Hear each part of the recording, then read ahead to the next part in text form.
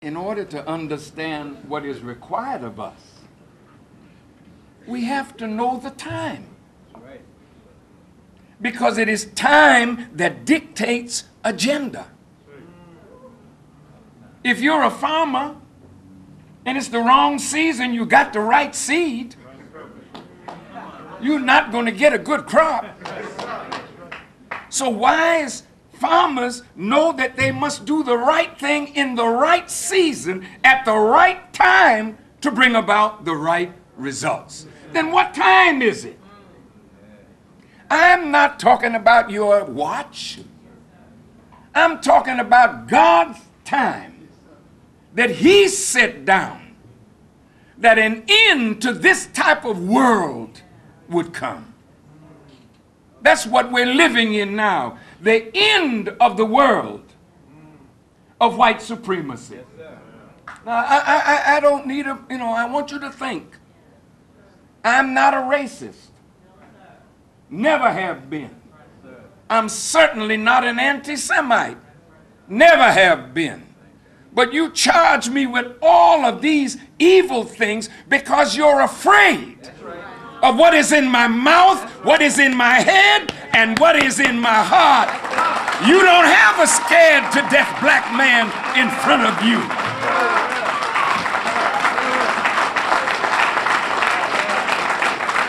And I'll tell you frankly, God hates a coward.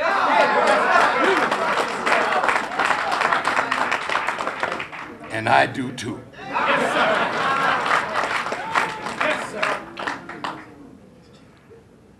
White supremacy has created in its wake black inferiority. Neither of these are acceptable to God. No man is great because his color is white, and no man is great because his color is black. And if you think that because you are black you are inferior, then how can you be what God created you to be when you have an inferior thought guiding your actions? And how can they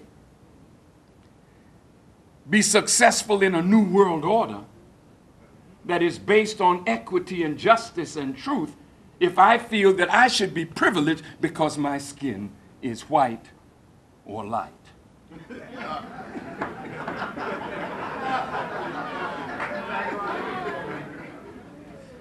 We have a lot of work to do to heal from 400 years of slavery and injustice. And the doctor and the medicine has been coming, but we're still showing signs of sickness. So again, I am honored to be here. And I would say to the rabbi, with all due respect to you, sir, I have been waiting for years for a dialogue between me and you. You didn't hear me. See, I want to bring you out in the public. Since you've been cussing me out in the public and writing ugly things about me in the newspaper, I challenge all of you. Meet me before the world and prove that I am what you call me, or get up off it. And you know you can't prove it. So you hide behind the newspaper. You hide behind the television and the radio, making my people think that I'm some ugly man to keep them away from the truth that's in my mouth.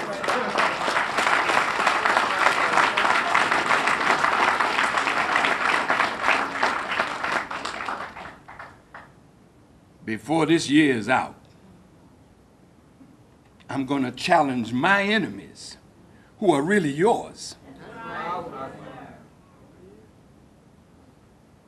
Prove what you charge me of, and let the world listen.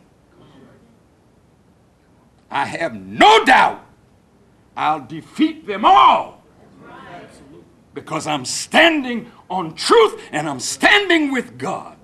And that's why they have never been able to put a what do you call it? A frown in my brow. I go as I please. I go when I please. And I ask nobody's permission. I'm a free black man. And I want you to be as free as I am.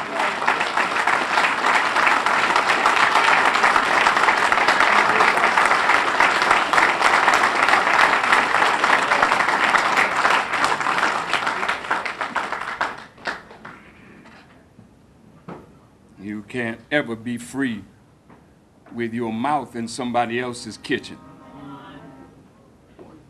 Somebody feeding you, somebody clothing you, somebody sheltering you, somebody giving you a job.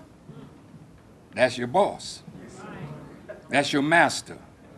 So you got to think twice when you want to be bold. Will I lose my house? Will I lose my job? Oh God, I'll just be quiet. But there comes a time in every man and woman's life when you have to make up your mind, because the future depends on how strong we are with God and how strong we are on the principles of truth. And that's why Jesus said, you shall know the truth, and the truth shall set you free. It's not about guns and revolution. It's about truth that will create a revolution in your mind. Paul said it really powerful.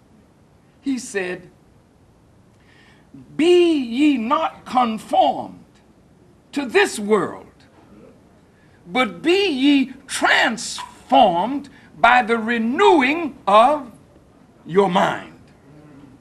You can't renew your mind with the same old ideas that have been fed to you from childhood based on the enemy's educational system.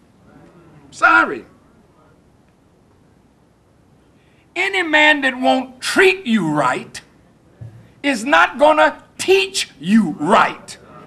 And so in every generation, we pass on the same struggle to our children.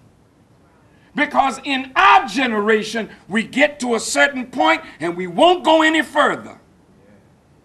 And we'll leave it for the next generation. And now the next generation is very angry and upset. The next generation has very little to hope for. So the next generation has become violent. And it's almost that we can't distinguish them as our children. They're angry, so they get guns. They have no job, very little education, so they want to disrupt those who have a job. Those of us who think that our university training is sufficient to make us free. And we become the biggest slave makers because we have a degree that allegedly says we have something that our less fortunate brothers and sisters don't have. And they, like your grandmother, watch you go to college but lose common sense. Grandma didn't go to college, but grandma knew a fool when she saw one.